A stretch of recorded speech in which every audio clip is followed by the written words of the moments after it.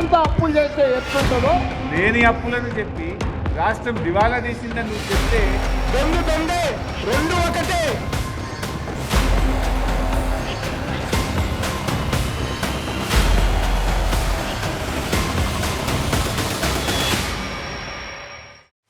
Welcome to TV9 exclusive. నేను పూర్ణిమ.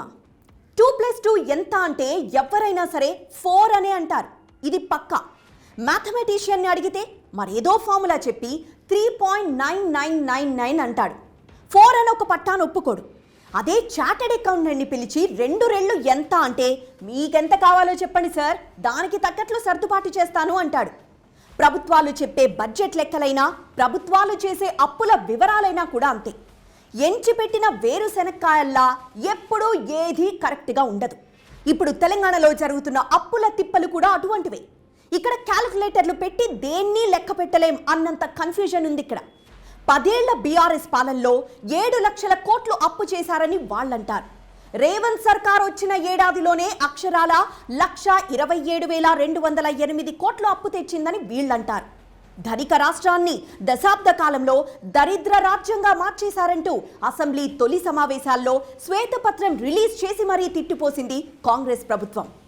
అప్పులు, ఆర్థిక పరిస్థితి అనే సబ్జెక్టు మీద 2 వైపుల నుంచి వినిపించే లెక్కలు క్లారిటీ కంటే కన్ఫ్యూజన్నే పెంచేస్తున్నాయి. ఇంతకీ ఎవరి అప్పు లెక్క ఎంత కరెక్ట్? కొత్త ప్రభుత్వం ఏర్పడ్డ నాటికి మిగులు ఎంత? తర్వాత చేసిన అప్పులపై బీఆర్ఎస్ ఇస్తున్న లెక్కలేంటి? మొన్నటి కాంగ్రెస్ ప్రభుత్వం చెప్పిన శ్వేతపత్రంలో ఏముంది? అప్పు లెక్కల్లో ఎవరు వీకు, ఎవరు చెప్పే లెక్క ఫేకు? ఇప్పుడు అసెంబ్లీలో మళ్ళీ అప్పుల చుట్టూ ఈ రాజకీయం ఎందుకు? తెలంగాణ తాజా ఆర్థిక ముఖ చిత్రం ఏంటి? డీటెయిల్గా చూద్దాం ఇవాల్టి టీవీ9 ఎక్స్క్లూజివ్లో. అన్ని ఖాళీ చేసిపోయినరా నాయన, మొత్తం ఏంది లేదు. వచ్చి చూస్తే ఖాళీ గిన్నెలే కనిపిస్తున్నాయి. మేము లంక బిందెలు అనుకొని వస్తే ఖాళీ కుండలు కనిపిస్తున్నాయాడా? ఇక దాన్ని అంతా సరిదిద్దాలి సంసారం. ఇప్పుడు రేవంత్ రెడ్డి అండ్ లంక బిందెలు అప్పట్లో బాగా పేలిన టాపిక్ ఇది. ఏదేదో అనుకుంటే ఇక్కడికొచ్చి చూస్తే ఖాళీ కుండలు కనిపించాయి అని తెలంగాణ తాజా ఆర్థిక ముఖ చిత్రంపై ముఖ్యమంత్రిగా తొలి రోజుల్లో ఆయన ఇచ్చిన క్లారిటీ ఇది. మాటలు చెప్పడం కాదు, మీటర్లో రీడింగులు చూద్దాం అంటూ ఆ తర్వాత ఎవరికి వాళ్ళు తరచూ లెక్కల పుస్తకాలు విప్పుతూనే ఉన్నారు. ఎవరి హయాంలో ఎవరు చేసిన అప్పులు ఎక్కువ? ఇది సబ్జెక్ట్. ఒక్కసారి ఫ్లాష్ బ్యాక్లోకి వెళ్దాం. 2018లో కేసీఆర్ సెకండ్ టైం ప్రభుత్వం ఏర్పాటు చేసిన కొత్త రోజులవి. అప్పుడు కూడా అప్పుల మీద ఇదే రకమైన రచ్చ జరిగింది. అసెంబ్లీ సాక్షిగా సీఎం కేసీఆర్ తన జమానాలో జరిగిన అప్పులపై తానే ఇచ్చుకున్న వివరణ అపోజిషన్ పార్టీలకు మంచి స్టఫ్గా మారింది. ఉమ్మడి రాష్ట్రంలో కంటే తెలంగాణ ఏర్పడ్డాక అప్పులు విపరీతంగా పెరిగాయి. పైగా మనది ధనిక రాష్ట్రం అని చెబుతున్నారు.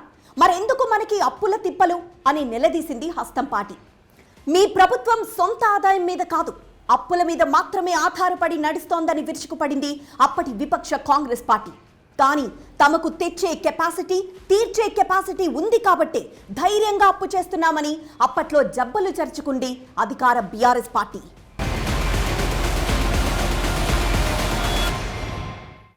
కేసీఆర్ పాలన తర్వాత తెలంగాణలో లెక్క తేలిన అప్పు 2,03,700 కోట్లు. తలసరి అప్పు అంటే ఒక్కో పౌరుడి నెత్తి మీద దాదాపు 57,000 అప్పున్నట్లు. ఇందులో 1,63,000 కోట్లు కేంద్ర ప్రభుత్వం, ఇతరత్రా మార్గాల నుంచి తీసుకున్న డైరెక్ట్ అప్పు. సహజంగానే దీంతో పడే వడ్డీ భారం ఎక్కువ. ఇది కాకుండా అదనంగా ప్రభుత్వం గ్యారంటీలిచ్చి తెచ్చుకున్న అప్పు 77,000 కోట్లు. ఇరిగేషన్ ప్రాజెక్టులపై 32,000 కోట్లు, మిషన్ భగీరథ మీద 23,000 కోట్ల అప్పు తెచ్చుకుంది. గుర్తుంచుకోండి, ఇది జస్ట్ 5 ఏళ్లలో చేసిన అప్పు. ఆయనకు ఆయనే ఒప్పుకున్న అప్పు లెక్క.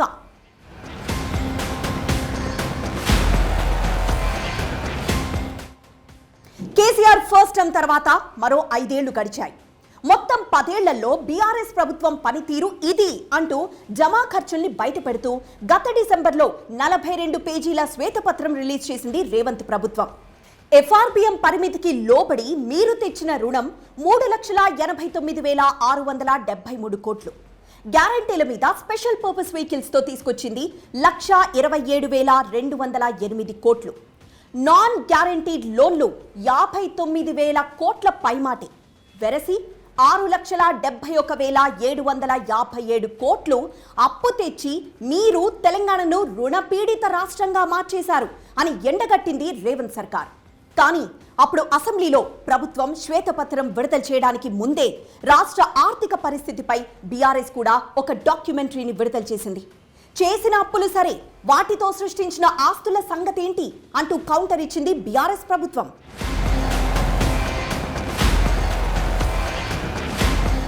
30 జిల్లాల్లో కొత్త కలెక్టరేట్లు కట్టాం. 24,000 కిలోమీటర్లకు పైగా R&B రోడ్లు వేశాం. 283 కోట్ల మొక్కలు నాటి పర్యావరణాన్ని పరిరక్షించాం. 3.3 లక్షల కోట్లకు పైగా పెట్టుబడులు తీసుకొచ్చి 22.5 లక్షల మందికి ఉద్యోగాలు కల్పించాం. 2,800 కోట్లు పెట్టి ఆలయాల అభివృద్ధి చేశాం. మెడికల్ కాలేజీల సంఖ్యను 3 నుంచి 33కు పెంచాం. విద్యుత్ సంస్థల అప్పులు తగ్గించి ఆస్తులు పెంచాం. ఇది కాదా సంపద సృష్టి అంటూ అప్పట్లో నిలదీసింది గులాబీ దండు. 3 బ్యారేజ్లు, 15 రిజర్వార్లతో కట్టిన కాళేశ్వరం ప్రాజెక్ట్, గ్రామీణ ప్రాంతాల్లో 100% ఇళ్లకు మంచినీటి సౌకర్యం కల్పిస్తున్న భగీరథ ప్రాజెక్ట్, 1,200 కోట్లతో పునర్నిర్మించిన యాదాద్రి, వరల్డ్ క్లాస్ పోలీసింగ్ కోసం కట్టిన కమాండ్ కంట్రోల్ సెంటర్, 617 కోట్ల ఖర్చుతో నిర్మించిన సచివాలయ సౌధం, 125 అడుగుల ఎత్తులో నిలబడ్డ అంబేద్కర్ విగ్రహం. ఇవన్నీ కనిపించడం లేదా అంటూ పవర్ పాయింట్ ప్రెజెంటేషన్తో కొట్టి చెప్పింది బీఆర్ఎస్ పార్టీ. రైతును రాజును చేసిన ప్రభుత్వం మాది అంటూ తాను చేసిన అప్పులను గట్టిగా సమర్థించుకున్నారు కేసీఆర్. ఆడలేక మద్దెల ఓడు అన్నట్లుంది మీ తీరు అంటూ అప్పులపై కాంగ్రెస్ పార్టీ చేస్తున్నదంతా రాద్ధాంతమే అని అడ్డంగా కొట్టి పారేసింది బీఆర్ఎస్. ఇది జరిగి దాదాపు సంవత్సరం దాటిపోయింది. ఇప్పుడు అప్పులపై మళ్ళీ కొత్తగా రాజకీయం మొదలైంది. రమారమి ఉండేది కేవలం 5 లక్షల కోట్లు మాత్రమే. కానీ మీరు ఇది 7 లక్షల కోట్లని 2 లక్షల కోట్ల రూపాయలు పెంచి చెప్పి ఇది సభ ద్వారా రాష్ట్ర ప్రజల్ని తప్పుదో పట్టించేటువంటి ప్రయత్నం చేసినారు. మీరొచ్చిన ఒక్కేడాదిలోనే 1,27,000 కోట్ల అప్పు చేశారు. ఇదే తమాషాలో ఇంతే విచ్చలవిడిగా కొనసాగితే 5 ఏళ్ల పాలన పూర్తయ్యేసరికి మన అప్పు 6,36,000 కోట్లకు చేరుతుంది అంటూ రేవంత్ సర్కార్ ఫస్ట్ ఇయర్ ప్రోగ్రెస్ రిపోర్ట్ సమర్పించింది బీఆర్ఎస్ పార్టీ. నా దగ్గర లెక్కలున్నాయంటూ రిజర్వ్ బ్యాంక్ ఆఫ్ ఇండియా రిపోర్ట్ను పట్టుకొచ్చి అసెంబ్లీలో మైక్ అందుకున్నారు హరీష్ రావు. FRBM కింద 55,277 కోట్లు తీసుకున్నారు సరే, కార్పొరేషన్ గ్యారంటీల కింద తీసుకున్న 61,991 కోట్లు, గ్యారంటీలు లేకుండా తీసుకున్న మరో 10,099 కోట్ల సంగతి ఏంటి? ఇవన్నీ కలిపితే ఏడాది పాలనలో మీరు చేసిన అప్పు అక్షరాల 1,27,000 కోట్లు అనేది గులాబీ కలర్ ఆఫ్ కాలిక్యులేషన్. మా ప్రభుత్వ హయాంలో 10 ఏళ్లలో 4,17,496 కోట్ల అప్పు చేస్తే దాన్ని 7 లక్షల కోట్లుగా చూపెట్టే గోబెల్స్ ప్రచారం చేశారని తిట్టిపోస్తోంది కూడా. అసెంబ్లీ సాక్షిగా అబద్ధాన్ని ప్రచారం చేశారంటూ సభా హక్కుల తీర్మానం కూడా ప్రవేశపెట్టింది ప్రధాన ప్రతిపక్షం.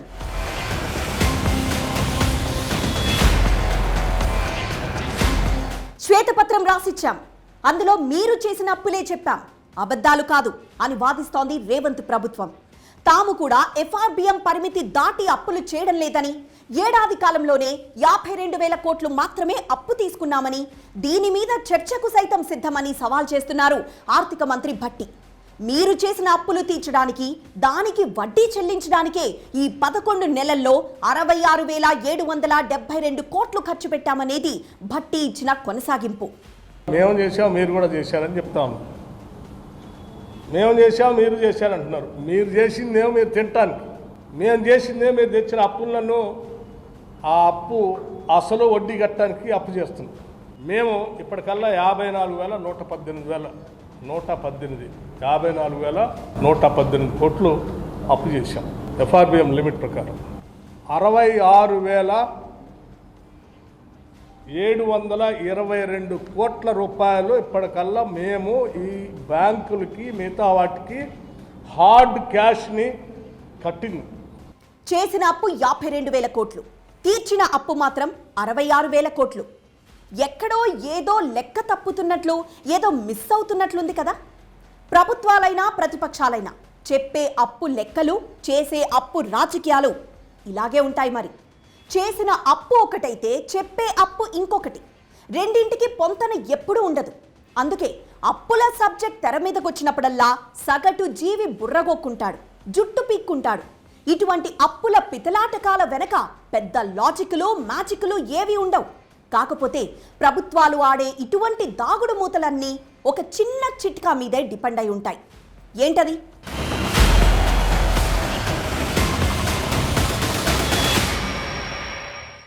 ప్రభుత్వాలు చేసే అప్పులు రకరకాల రూపాల్లో ఉంటాయి. అందులో మొదటిది FRBM, fiscal responsibility and budget management. ఆర్థికపరమైన బాధ్యత, జమా ఖర్చుల నిర్వహణ. ఈ రెండు అంశాలని కన్సిడర్ చేస్తూ GSTPలో 3% మించి అప్పు తీసుకోకూడదు అనేది RBI విధించిన పరిమితి.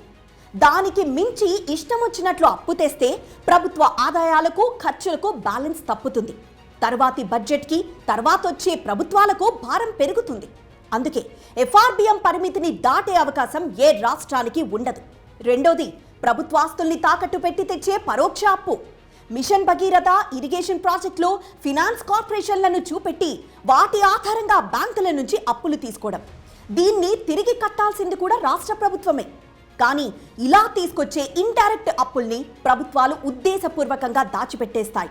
అపోజిషన్ పార్టీలు మాత్రం వాటిని కూడా కలిపి అప్పుల లెక్కను పెద్దది చేసి చూపిస్తూ ఉంటాయి. ఇప్పుడు తెలంగాణలో జరుగుతోంది కూడా అదేనా? ప్రభుత్వ లెక్కకు ప్రతిపక్ష లెక్కకు పొంతన లేకపోవడానికి కారణం ఇదేనా అంటే ఏవో ఇప్పుడు రెండు వర్షన్లను చూస్తున్న మీకే తెలియాలి.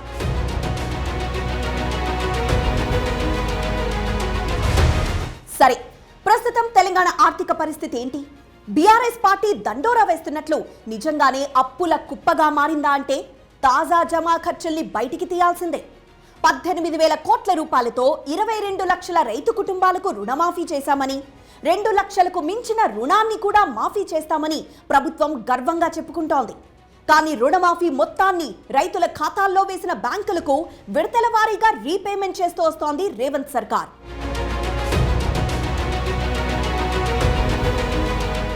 6 గ్యారంటీల్లో ఒక్కొక్కటిగా క్లియర్ చేసుకుంటూ వస్తున్నప్పటికీ రైతు భరోసా లాంటి భారీ హామీ కోసమైతే తర్జన భర్జన తప్పడం లేదు.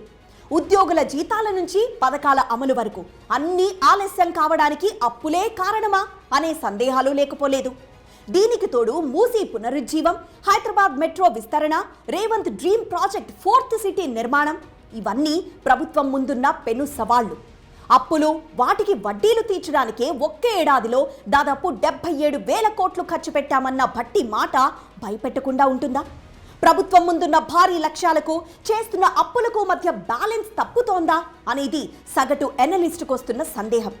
ఒక్క ఏడాదిలో 1,25,000 కోట్ల అప్పు చేశారు.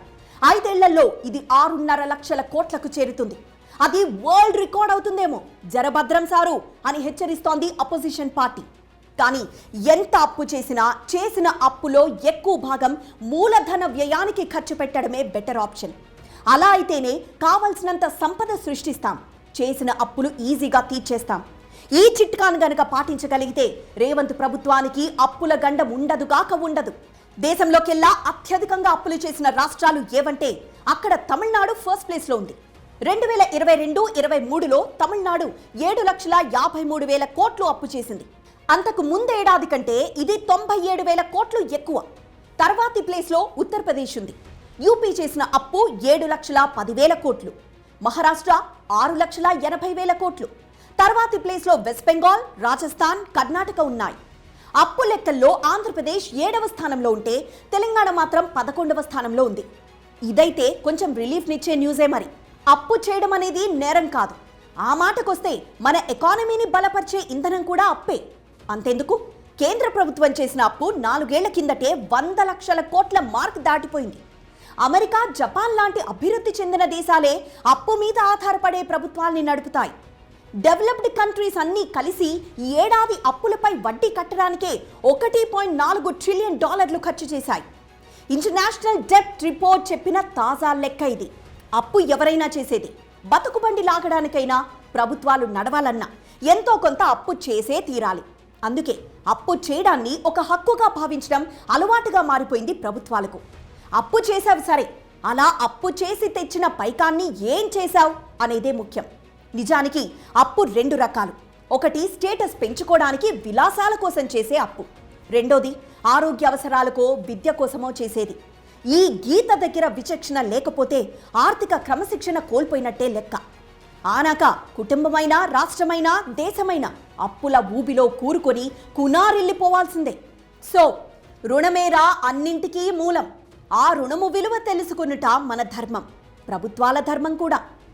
ఇది ఈరోజు TV9 ఎక్స్క్లూజివ్. చూస్తూనే ఉండండి TV9.